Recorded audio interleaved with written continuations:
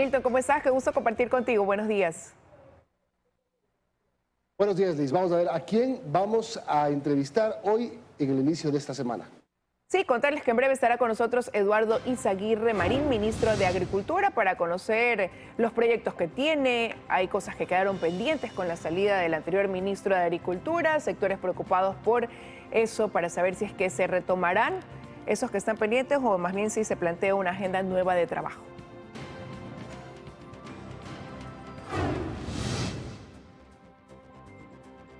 Joana Moreira, asambleísta de Izquierda Democrática, miembro del Consejo de Administración Legislativa, va a estar con nosotros para hablar del juicio político al presidente Lasso, según unos asambleístas que firmaron un comunicado el día viernes. El juicio será presentado esta misma semana. Empezamos con la información.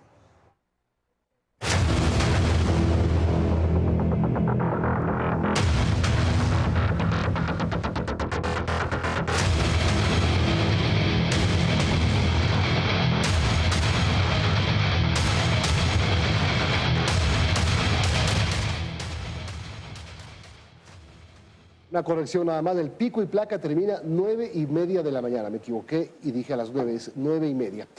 Ahora sí, la información: en la provincia del Guayas, alrededor de 10 ríos se han desbordado por las fuertes lluvias registradas en los últimos días, provocando inundaciones en varios recintos y cantones. El Cantón Milagro fue declarado en emergencia porque el 90% de su población está bajo el agua. Existe un primer balance de 1.474 afectados y cerca de 500 viviendas con daños. Desde lo alto se puede observar el nivel del agua que ha cubierto calles, plantaciones, incluso centenares de casas están inundadas en Guayas, provincia azotada por las fuertes lluvias y tormentas eléctricas. Muchas familias comienzan a abandonar sus hogares, tratan de sacar sus enseres y llevarlos a la orilla de la carretera. Así se encuentra el nivel del agua que no baja en el recinto Línea de Payo en El Triunfo. El agua le llega al pecho. Se me ha dañado la nevera, lo poco que ya se ha dañado, igualmente se dañó el colchón, todo se dañó. Desde el jueves no ha dejado de llover. Las casas permanecen inundadas en esta zona donde decenas de animales han sido arrastrados por la corriente del agua. Ahí están las consecuencias de lo que no da mantenimiento a los muros de contención del río, de los ríos aquí. Se rompió el muro y aquí estamos a pique. ¿Quiénes pagamos las consecuencias? Nosotros, los moradores aquí. En Juján se vive el mismo escenario. Carreteras principales parecen ríos. Esta es la vía que conduce a Babahoyo. El nivel del agua cada día que pasa sube, complicando la circulación vehicular. Todo inundado ahí. ¿No se puede volcar? No se puede, está bien muerto. La población de Juján, que por años atraviesa el mismo problema, este 2023 deja los estragos, zonas completamente inundadas. Así llevan 2 semanas. No baja, está lleno de agua de todo. Por su parte, los habitantes del Cantón Milagro, zona declarada en emergencia, se encuentran desesperados y con sus calles anegadas. Tras el fuerte aguacero y desborde de los ríos, el 90% de esta población se encuentra bajo el agua. Aquí cerca de 200 familias han sido evacuadas y llevadas a albergues improvisados. La temporada invernal golpea fuertemente a varios cantones de la provincia de Los Ríos también. Uno de ellos, Montalvo. Según las autoridades, un puente colapsó y dejó incomunicados a más de 15 recintos. Ante lo ocurrido, miembros del Comité de Defensa del cantón, con pancartas, se agruparon a orillas del puente para protestar por la falta de atención de las autoridades locales y también falta de obras para las zonas rurales. Los damnificados han perdido sus cultivos e incluso sus animales de corral, por lo que piden que la zona sea declarada en emergencia. Y el fuerte invierno y los intensos vientos también han causado estragos en la provincia de Bolívar. Varias vías se encuentran afectadas y un deslave incluso arrastró una vivienda. Otras casas también están en peligro, por lo que algunas familias han sido evacuadas de la zona por las intensas lluvias. No se han registrado fallecidos ni heridos ventajosamente, solamente, lamentablemente, hasta el momento, daños materiales. Y mucha atención porque se mantiene el cierre total de la vía Aloa-Santo Domingo desde el sector de la Unión del Toachi hasta el peaje de Machachi. Esto debido a las malas condiciones climáticas en la zona. Ambos sentidos de la carretera están inhabilitados debido a que no se pueden realizar los trabajos de limpieza y por precautelar la integridad de los usuarios. Las autoridades aseguran que se terminará de evacuar el sitio a los vehículos represados en un derrumbe en el kilómetro 24. Recuerden entonces, la vía Aloa Unión del Toachi está cerrada. La vía alternativa en este momento es la Calacalí, la Independencia. El Instituto Nacional de Meteorología e Hidrología INAMI emitió una alerta por la cantidad de lluvias de los últimos días. Vamos con Steffi Paz al INAMI, a la sede del INAMI en Quito, para que nos cuente detalles a esta hora. Hola Steffi, ¿qué es lo que se prevé para esta semana? ¿Qué tal, Milton, Liz, amigos televidentes? Muy buenos días. Bueno, sí, efectivamente, primero esta alerta fue emitida debido a la presencia de una onda tropical. Sin embargo, según nos han podido comentar aquí en el INAMI, las lluvias permanecerán durante todo marzo. Esta semana aparentemente podrían disminuir un poco. Sin embargo, desde la próxima semana se intensificarían incluso ya desde la última semana de marzo e inicios también de abril. Para que nos comente un poquito más detalles, estamos con Cristina Argotti, analista del Instituto Nacional de Meteorología e Hidrología INAMI. Muy buenos días. Muy buenos días. Sí, efectivamente esta alerta estaba dada porque tuvimos la temperatura del mar más caliente de lo normal y la influencia de la zona convergencia intertropical, y aparte tuvimos el arribo de la onda Maiden Julian, que provocó que los eventos de precipitación sean más fuertes de lo normal.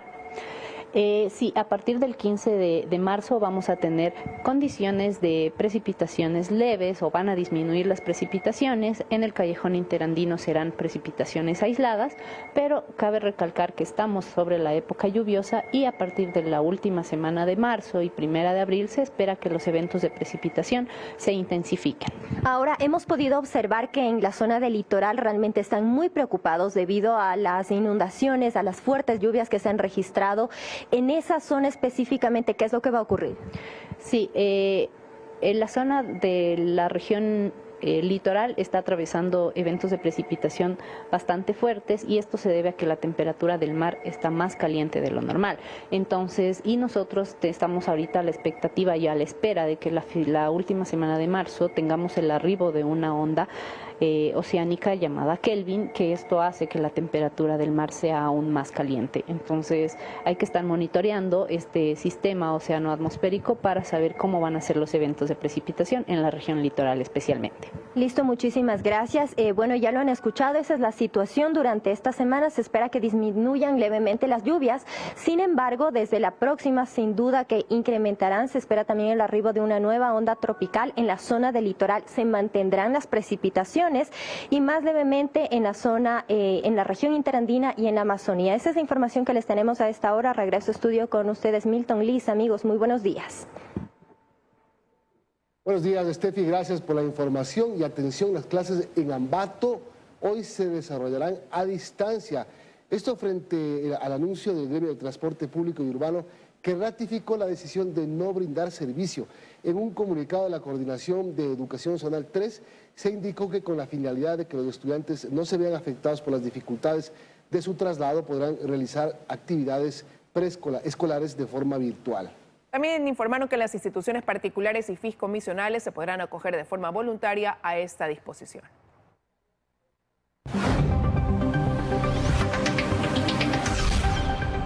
En otros temas, el Ministerio de Salud Pública reporta la primera muerte por leptospirosis en Santo Domingo en este 2023. Se trata de una mujer. La cartera de Estado detalló que hay 54 casos más en el país que se registran en Guayas, Manabí y Santo Domingo mismo.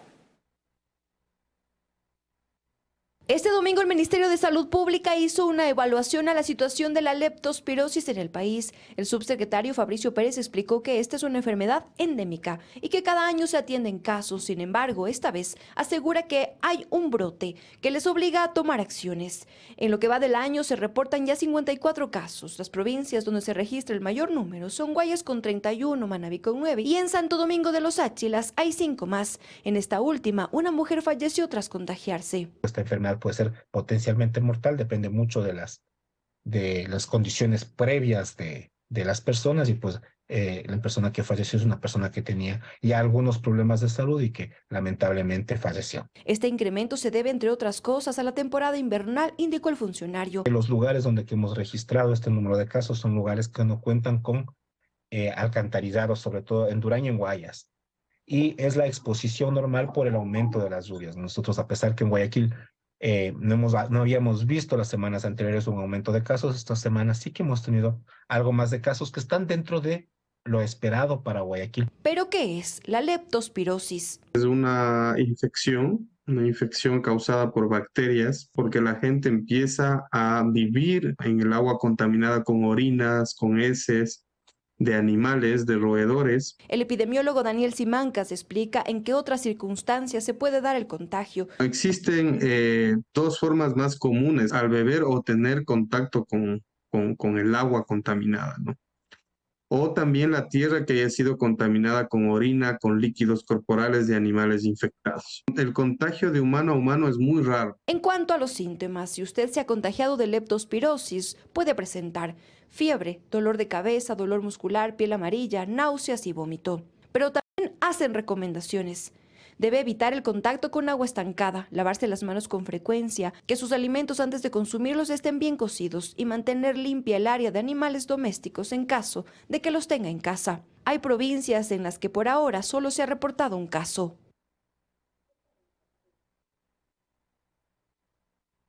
Y este fin de semana la Secretaría de Comunicación de la Presidencia de la República informó que el primer mandatario, Guillermo Lasso, fue diagnosticado con COVID-19. Según el comunicado publicado, el presidente goza de un buen estado de salud, pero por recomendaciones médicas deberá cumplir 4 días de aislamiento.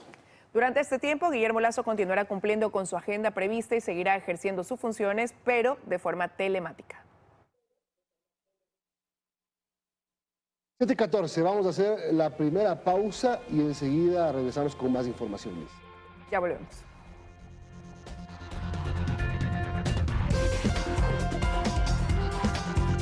Todos. Amigos, bienvenidos.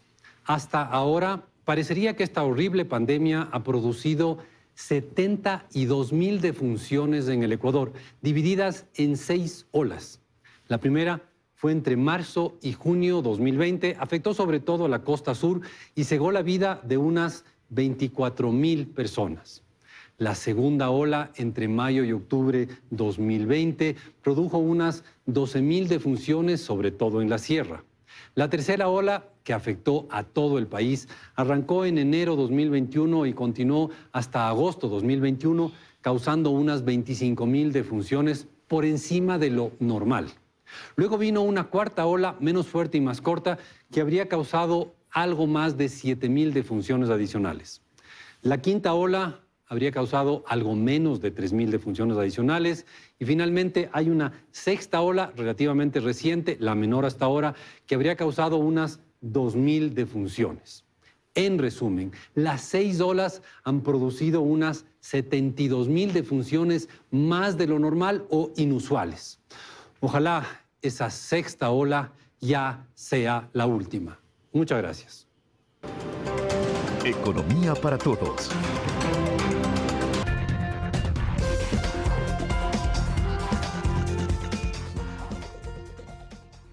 T19, atención, en pocos minutos más, a las 8:30, se anuncia una rueda de prensa de la Policía Nacional para informar detalles de la liberación de una pareja de esposos que fue secuestrada el fin de semana. Después de casi 24 horas de angustia, aparecieron estos 2 esposos, Vanessa Egas y Mauricio Martínez, que fueron liberados por la policía, Liz.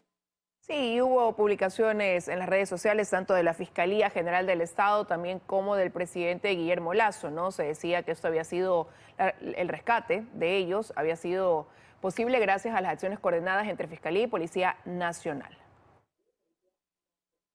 Ahí está el tuit del presidente de la República, que habla del rescate de las 2 personas gracias al trabajo conjunto entre policía y UNACE. Están en buen estado de salud, sus secuestradores han sido capturados y ahora están a órdenes de la justicia. También el comandante general de la policía publicó en su cuenta de Twitter detalles de lo que habrían estado pidiendo estas personas que ahora están a órdenes de la justicia, y esperemos que la justicia los procese.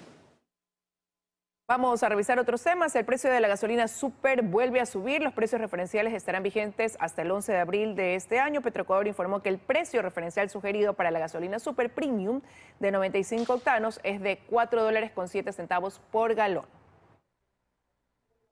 En febrero esta gasolina tuvo un precio referencial de 4.05. El galón de gasolina EcoPlus 89 tiene un precio referencial de $3.03. Esto representa una reducción frente al precio de febrero, que fue de $3.13 la EcoPlus 89.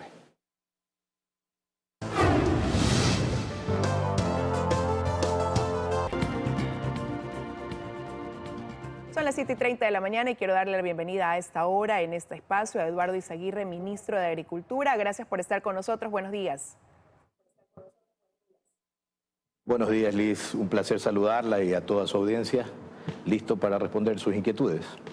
Gracias nuevamente, ministro. Bueno, hace unos días usted ya fue titularizado frente a esta cartera de Estado. Estuvo algunos días como encargado tras la salida de Bernardo Manzano. En sus redes sociales dice que tiene más de 20 años ligado al trabajo por el campo ecuatoriano y se convierte en el cuarto ministro de Agricultura. Y ya una vez empapado quizás de la situación al interior del ministerio, ¿por qué cree usted que es tan difícil estar al frente de esta cartera? Porque es una de las que mayor rotación ha tenido en este gobierno. Bueno, yo califico al ministerio como un ministerio que tiene tres connotaciones muy fuertes, que son la política, la social y la productiva. Entonces, obviamente, esta combinación de factores hacen que sea un ministerio complejo. Sin embargo, si estamos dispuestos a hacer país, pues tenemos que estar al frente y trabajar para tratar de sacar adelante los problemas, ¿no? Así que estamos listos y dispuestos para enfrentar ese reto. Pero precisamente a ese sector agrícola, ganadero, productivo ligado a estas actividades le genera preocupación y dicen hasta inestabilidad el hecho de que haya cada cierto tiempo cambio de ministro de Agricultura, porque eso lleva a que no se avance o no se terminen de ejecutar los planes y programas que se han trazado. Bueno, en este caso lo que se ha decidido es una continuidad de las estrategias de la administración del ministerio. Nosotros estamos con un proyecto que está estable y que continuamos trabajando precisamente porque queremos generar estabilidad en el sistema agropecuario del país. Usted tuvo una reunión con subsecretarios, con otras autoridades del MAC y entonces ahí por lo que veo se resolvió esto, seguir con lo que ya estaba trazado, manteniendo el mismo orden. ¿A qué le va a dar prioridad, ministro? Bueno, nosotros estamos dándole prioridad a la agricultura familiar campesina porque creemos que es ahí donde ha faltado llegar con los recursos del Estado. Tenemos un plan trazado, hay un proyecto construido y en base a ese proyecto lo que vamos a buscar es mejorar la calidad de vida de estas personas. Creemos que estamos logrando cosas en este momento y que los recursos están llegando por fin, después de mucho tiempo, a quienes realmente lo necesitan. Entonces, el centro de atención en este momento nuestro, o la mayor atención en este momento está en la agricultura familiar campesina, que son los pequeñitos, ¿no? Los pequeños productores agrícolas del país. Ahora, para ellos también había una propuesta de ayudarlos con créditos, este crédito 1 por 30, 1% de interés, 30 años plazo, otorgados desde Ban Ecuador, ¿no? ¿Cuántas personas quizás ya se han beneficiado entre agricultores y ganaderos con este crédito? Bueno, le puedo decir que ya se han colocado más de $200 millones en este tipo de crédito a nivel nacional, en una combinación entre lo agrícola, lo industrial, lo productivo y las pymes, ¿no? Estamos nosotros trabajando muy intensamente para que se active esto, porque hay regiones en las que ha llegado menos y otras en las que ha llegado más. Entonces estamos trabajando proactivamente para buscar a estos clientes y tratar de invitarlos a desarrollarse con este apoyo del gobierno. Ahora, a ese campesino del área rural que usted menciona, ¿no? Que tiene su tierra, que la quiere producir, efectivamente le falta tecnología, le falta modernizarse y que todo esto permita y optimice tiempos y que mejore la calidad incluso, ¿no? de sus productos. Y ante eso había un plan de otorgar créditos también para esa mecanización, que significa para ellos un avance, un paso más allá. ¿Qué va a hacer usted dentro de eso que era también un objetivo? Bueno, yo me alegro de darle la noticia de que esa mecanización ya había iniciado y que la continuamos en este momento. Nosotros seguimos entregando mecanización ya a pequeños agricultores con motocultores, tractores, herramientas. Eso ya está plenamente activo y pretendemos beneficiar a la mayor cantidad posible, ¿no? Porque una de las maneras de lograr la eficiencia de producción en ellos es esa, mecanizarlos. Y estamos interviniendo definitivamente con capacitación con nuestros elementos de Piater, que es un proyecto puramente de asesoría y capacitación. Entonces, estamos trabajando en todas las líneas con ellos. Nos gustaría llegar más rápido, nos gustaría llegar a más gente, pero tenemos limitaciones. Sin embargo, estamos yendo hacia adelante, ¿no? ¿Cuáles son esas limitaciones que encuentran en el camino para quizás llegar a más de lo que ya están llegando? Muchas veces... Correcto, no es desconocido que son limitaciones presupuestarias, pero hemos logrado eficiencias interesantes, Liz. Nosotros hemos logrado llegar de manera bastante acelerada y hemos logrado llegar a gente que antes no había recibido. Eso a nosotros nos da satisfacción. Y precisamente había quienes cuestionaban que durante el gobierno se dijo que se le iba a dar una prioridad al agro, y usted acaba de mencionar lo que tiene que ver con el presupuesto, y para el Ministerio de Agricultura pues no está en los primeros sitiales, sino más o menos en el quinto o seis en cuanto a monto de asignación se refiere. Es correcto, pero tenemos el apoyo incondicional del señor presidente, estamos trabajando en conjunto con él y apuntamos siempre a mejorar estas condiciones y las directrices hasta este momento yo le puedo decir que tienen un norte positivo, porque le repito, hemos llegado y sentimos la satisfacción al ir a la ruralidad, porque esa sí es una característica de este ministerio, estamos permanentemente en territorio. Ahora, pero con estos proyectos, cuando usted habla de apoyar a la ruralidad, ¿hay un censo? ¿A cuántos de ellos se piensa ayudar? ¿Cómo se va a establecer de aquí en los 2 años que restan todavía de este gobierno? A ver, nosotros estamos haciendo un censo agropecuario muy profundo, que se llama, el proyecto se llama Renagro, y esto esperamos esté listo al 2024. Este año se van a hacer provincias priorizadas, escogidas, que son 5, y eso nos daría el dato ya mucho más aterrizado para hacer una planificación estratégica agropecuaria. Sin embargo, nosotros nos adelantamos en monitoreos para poder efectivizar las ayudas y los beneficios, y esto nos permitió de alguna manera identificar las áreas más delicadas del país en cosas como, por ejemplo, desnutrición infantil, menor ingreso per cápita, y estamos nosotros dentro de una estrategia priorizando esas áreas. Allá queremos llegar primero. ¿Pero cuáles son esas 5 provincias que usted dice se van a priorizar en este 2023? Cotopaxi, Manabí, Guayas, Los Ríos, El Oro. ¿Se me escapa una o están las 5 ya? Ya ahí están las 5. Pero, y en ese preguntándole, ¿no? Esta priorización, ¿qué implica nada más? Y sobre todo en los actuales momentos, ¿no? Porque por un lado, si es que hay sequía, pues afecta a los cultivos, pero también este fuerte invierno que estamos soportando también implica una afectación para los agricultores y ganaderos. Sí. Verá, sobre el fuerte invierno, yo tengo 55 años, entonces yo he vivido inviernos mucho más fuertes que este, ¿no? Los últimos 5 años en las estadísticas que yo manejo, el invierno más bien se ha comportado de manera ligera, digamos, las lluvias han sido esparcidas, eso ha permitido que no haya mucho trauma.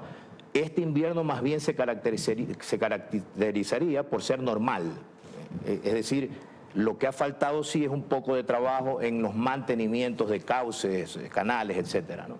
Sin embargo, no podemos dejar de atender las condiciones de riesgo ni las condiciones de afectación, y estamos en este momento en permanente evaluación para poder priorizar nuevamente, porque con recursos escasos uno tiene que priorizar en la estrategia, ¿no? Las provincias que se escogieron básicamente tienen que ver con producción, alta productividad, y una de las provincias es la que se caracteriza por tener estas deficiencias que le mencioné, altísima pobreza, altísima desnutrición infantil.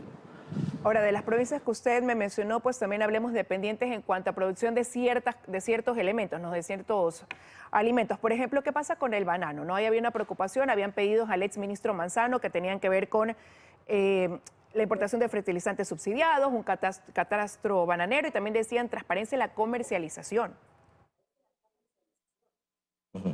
Bueno, yo le comento, nosotros fuimos los que decidimos hacer una auditoría al sistema de control, al Unibanano.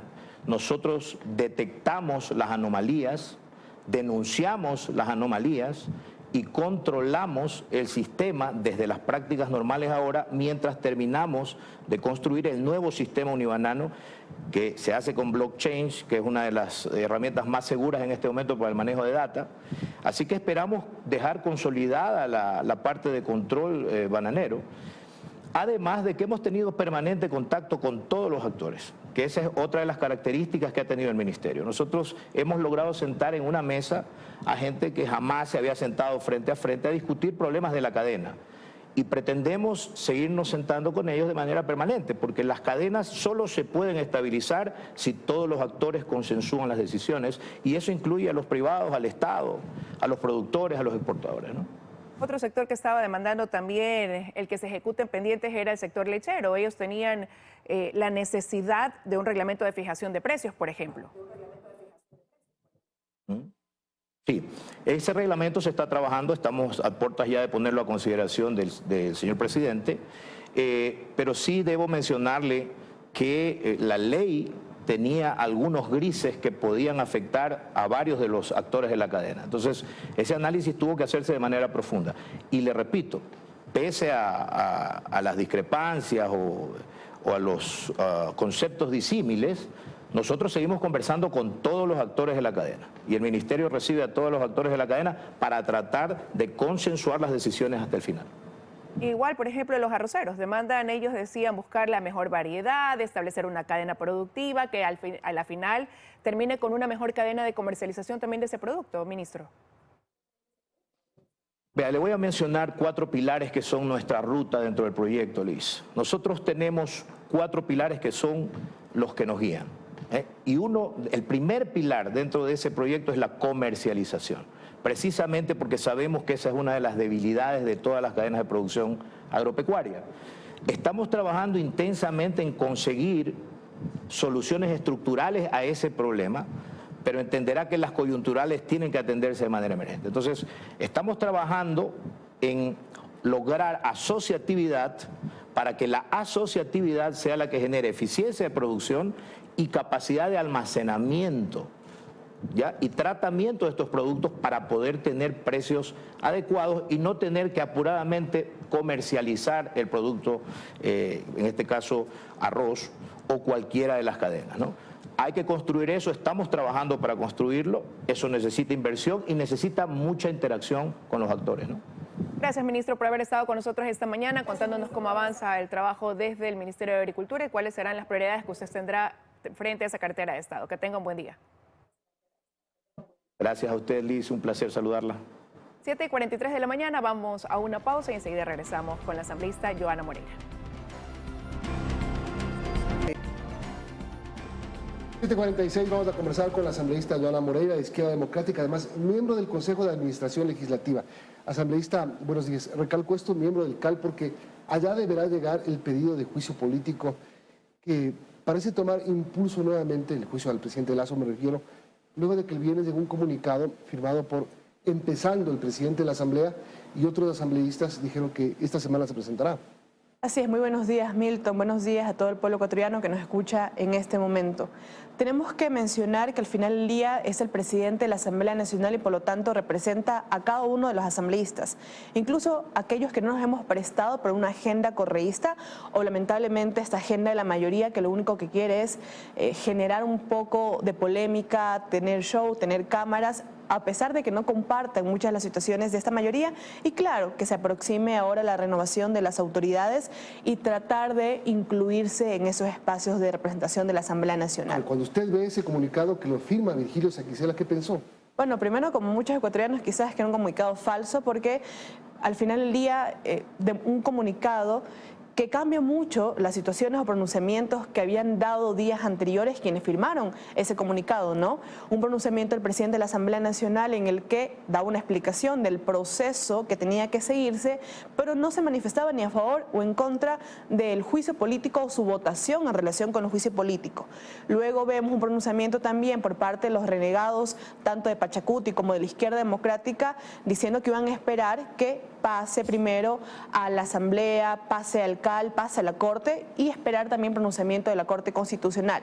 Esos eran los pronunciamientos que eran válidos cuando claramente era un juicio político que es impulsado por un bloque correísta que también sale salpicado en esta investigación, y creo que lo hacen para poder tener un poco de credibilidad, ¿no? Buscar sus aliados, arrastrarlos hacia ese comunicado para que no digan solamente que quienes también salen vinculados con estos presuntos actos de corrupción son los únicos que están impulsando el mismo. ¿Cómo cambia el procedimiento del juicio político o la intención del juicio político con este comunicado?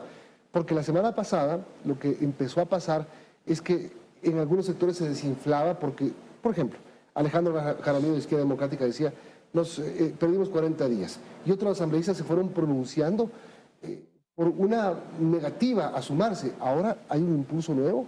Bueno, creo que no nos hemos pronunciado en relación a si estamos o vamos a votar en contra o a favor, porque para eso tiene que pasar el procedimiento previo y en ese momento va a tener que evaluarse las condiciones, las causas, las pruebas, porque no podemos tampoco hablar de democracia y de corrupción. Creo que son dos términos que no tienen nada que ver en ese momento.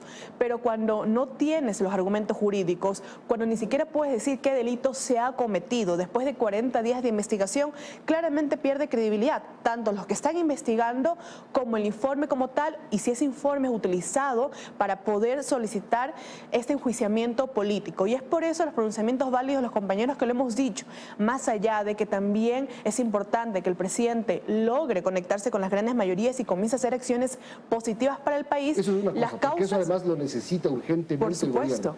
Y creo que es también un tema de evaluar, Milton, porque cuando tienes un ciudadano que se siente descontento por la actuación o por la nula actuación de un gobierno, esa sensación comienza a replicarse.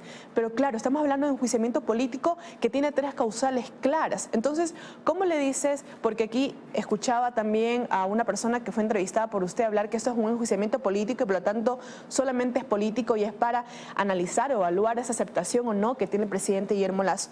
Para eso no es ese enjuiciamiento político. Es para probar si ha cometido alguno de los delitos. Claro, pero esa evaluación política depende de la estabilidad democrática del país. Por más constitucional que sea, sacar o no a un presidente. Por supuesto, porque es seguridad jurídica y es básica para que se pueda hacer incluso cualquier inversión en nuestro país, ya sea extranjera o sea nacional. ¿Cómo quieres tú desarrollar o sacar adelante un país en el cual ves que la Asamblea Nacional, quien hace las leyes, ni siquiera las respetas? ¿Cómo piensas que de aprobar leyes van a cumplirse, van a ejecutarse en territorios si la misma Asamblea Nacional no respeta la Constitución?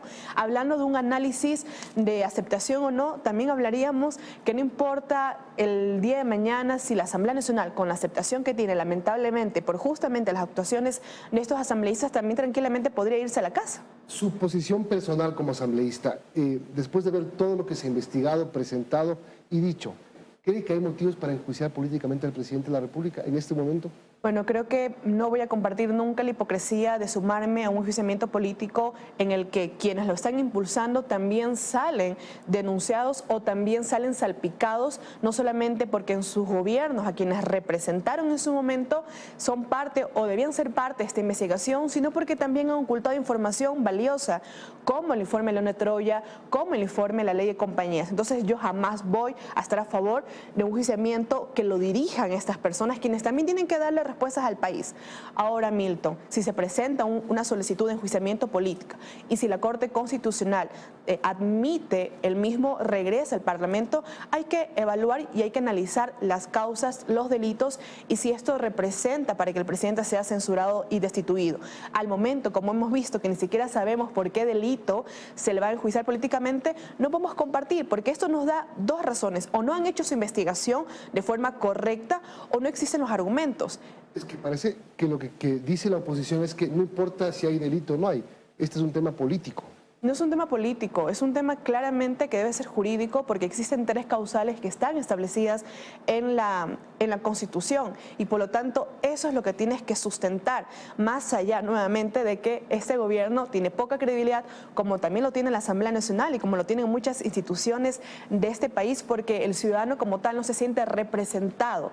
Pero estamos hablando de que aquí existen causales, existe un pronunciamiento de la Corte Constitucional y si lo llevan como lo han llevado hasta el día de hoy, es muy poco probable que tengamos por lo menos una respuesta positiva por parte de la Corte, y lo que van a hacer es manejar un discurso acerca de que o la Corte está leal al gobierno y que por lo tanto no quiere dar paso, cuando no han sido capaces de sostener sus argumentos en público. Y si la Corte aprueba, van a decir que la Corte es correísta, que por eso aprobó.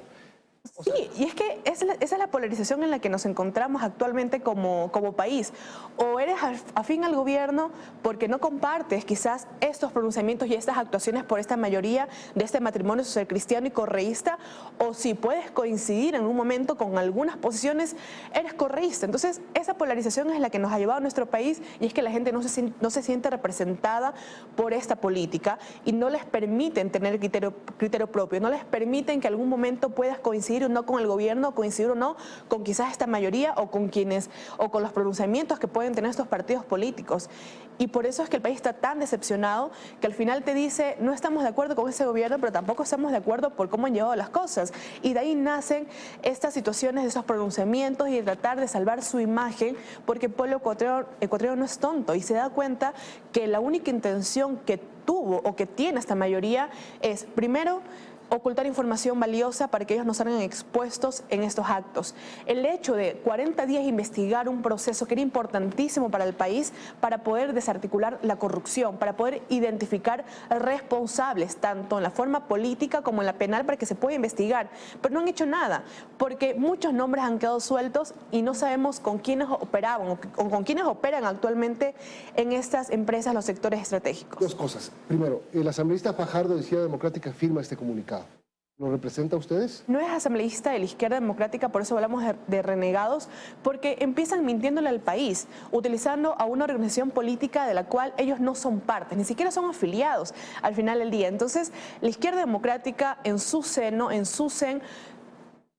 con mayoría absoluta, incluso con la persona que le dio la oportunidad de él de ser candidato, ha podido dar su voto a favor de la expulsión de él, de la Izquierda Democrática, de la bancada. Entonces, ¿cómo puedes confiar en un asambleísta? La bancada de Izquierda Democrática, ¿qué piensa de esto? Bueno, la bancada... ¿Va a firmar, no va a firmar? No vamos a sumarnos a un proceso nuevamente de quien de forma hipócrita quiere venderle transparencia a un país cuando claramente ellos son también parte de la corrupción y lo han sido, porque su líder está prófugo fuera del país, más allá de que puedan compartir o no la sentencia, está prófugo y ha sido sentenciado. Empecé preguntándole que qué pensaba de que haya firmado Virgilio Saquicela este comunicado. Ahora le pregunto en qué afecta que él se haya sumado y se haya, digamos, develado su intención de enjuiciar al presidente de la República. Bueno, Virgilio Saquicela ha demostrado que él no tiene un criterio propio, porque lamentablemente siempre se suma a quienes le sostienen como presidente de la Asamblea Nacional. ¿Quiénes son los?